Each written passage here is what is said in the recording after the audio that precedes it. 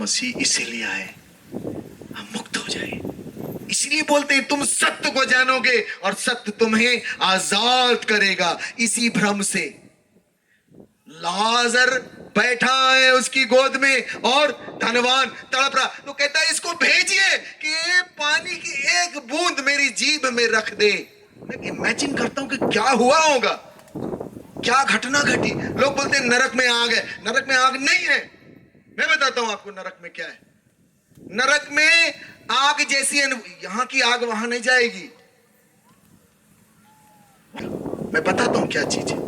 ऐसी अनुभूति है जैसे आग, वो आपको बताने के लिए यूज किया गया शब्द आग जैसी अनुभूति, तड़पन, क्योंकि आप अपने सृजनहार से नहीं मिलोगे। इससे बड़ा नरक कुछ नहीं हो सकता, याद रख लेना।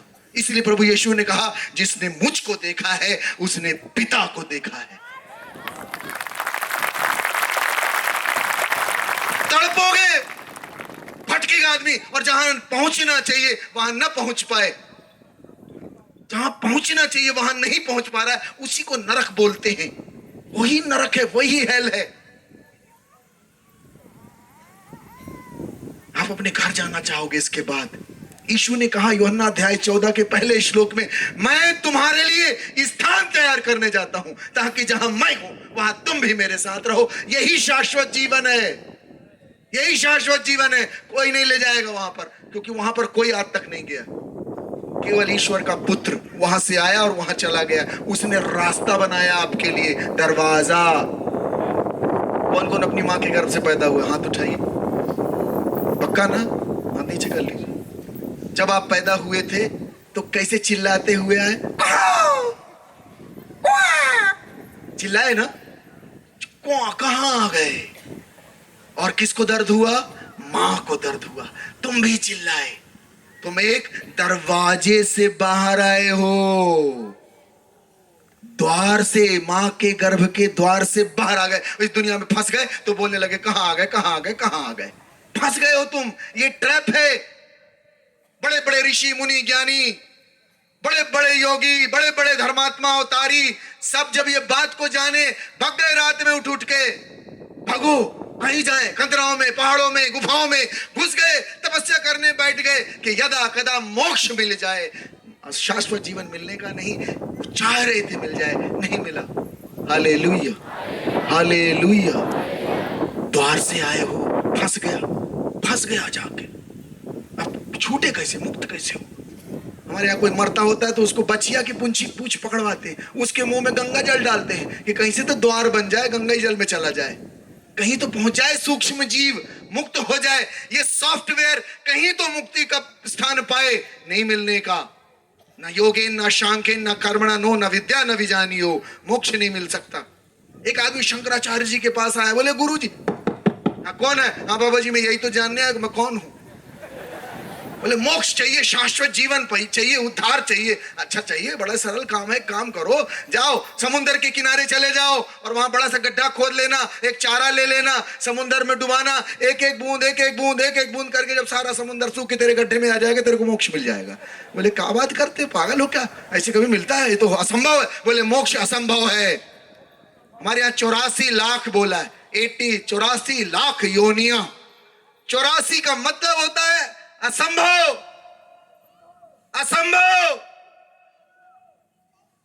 84 लाख का मतलब होता है असंभव। हमारे वेदों में लिखा है 84 लाख जीवों में तू ट्रांसफर होगा।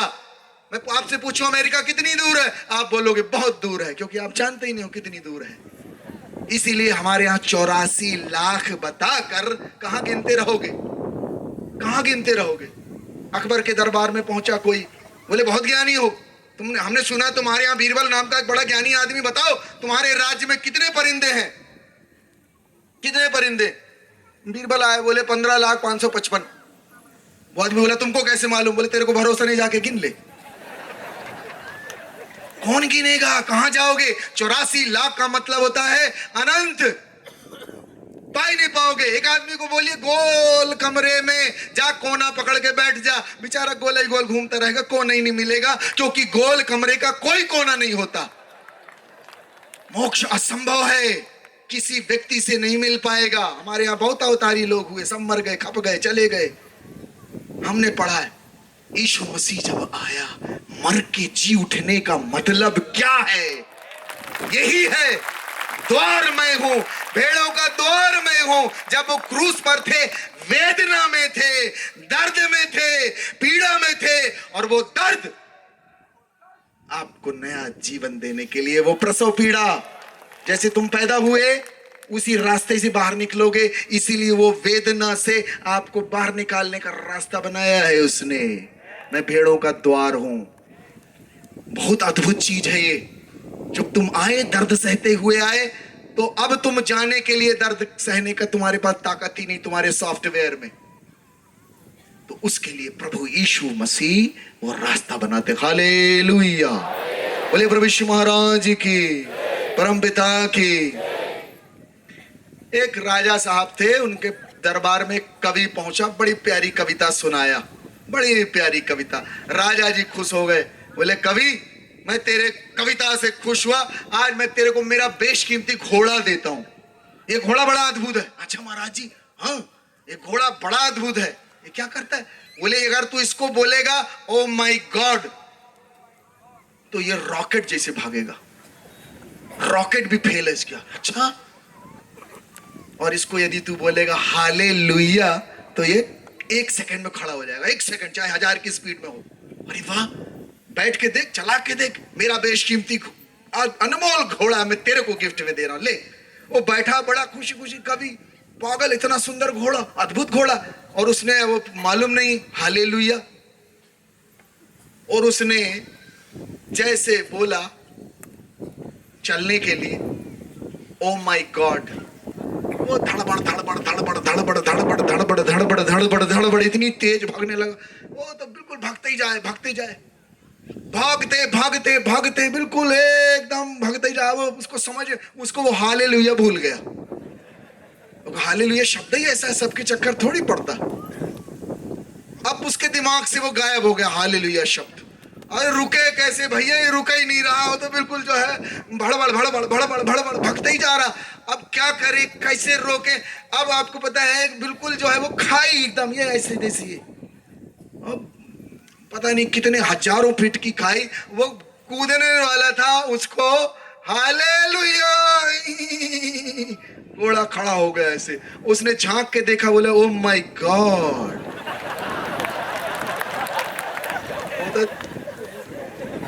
मनुष्यों के लिए यह संभव हो गया। हमारी नालायकी हमको कहीं ना ले जाएगी, ऐसे गर्त में गिराएगी और कुछ नहीं है। और हमारी नालायकियां गिरा ही रही हैं। कहीं कोई कहीं चला जा रहा, कोई कहीं चला, वहां गए दर्शन कर, मर गए, आपस में भिड़र भिड़र मर गए। हालेलुया, हालेलुया, बोले प्रभु यीशु महाराज की, परम पिता की। हमें किसी की जरूरत नहीं है। अब हम जो पा गए हैं वो हमारे लिए पर्याप्त है। प्रभु का दास पौलुस कांटा चुभा, ऐ गुरुजी हटा लो, ऐ गुरुजी हटा लो। ना हटाएंगे, ना हटाएंगे। कुछ कमियां भी रहनी चाहिए जिंदगी में, कुछ कांटा भी चुभा रहे, ये सब निकल जाएगा तो भूल जाओगे उसको। अच्छा, किसके जेब में बैंक में 1 लाख रुपए है? अच्छा 2 लाख, 10 लाख, 20 लाख, 1 करोड़, 2 नहीं है ना, इसीलिए यहां बैठे हो। आ जाए बोल हम न जा रहे। तो कुछ कांटे वो चुभा चुभा के रखता है कि उसको याद करते रहो। हालेलुया, हालेलुया, बोले प्रभु यीशु महाराज की, परम पिता की, पावन आत्मा की। हालेलुया। प्रभु ने पौलुस से कहा, मेरे दास, मेरा अनुग्रह तेरे लिए पर्याप्त है। My grace is sufficient for थी। अनुग्रह पर्याप्त है, हमें कुछ नहीं चाहिए प्रियो, उसका अनुग्रह पर्याप्त है। किसके किसके लिए उसका अनुग्रह पर्याप्त है? हाथ उठाएंगे, किसके किसके लिए, किसके पर्याप्त है? Hallelujah, hallelujah, hallelujah. आज एक बहुत इंपॉर्टेंट चीज, किसके किसके पास यीशु है? हाथ उठा दें।